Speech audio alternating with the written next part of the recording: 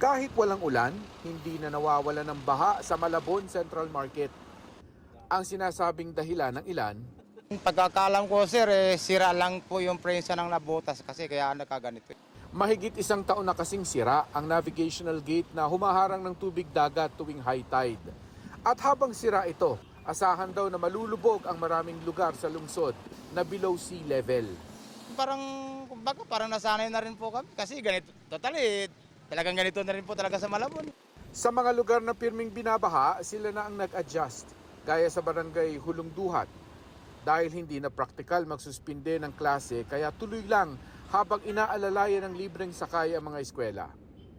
Sa Panghulo, may kangkungan na nga sa baha. May mga gate gaya ng college na ito na permanente nang isinara. At ang disenyo ng mga pedicab dito ay elevated na.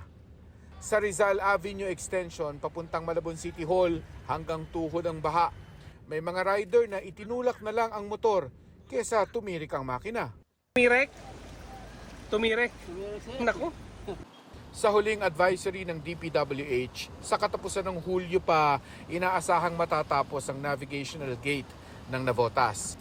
Na malaking tulong laban sa baha maliban sa mga pagkakataong nagsanib ang high tide at malakas na ulan.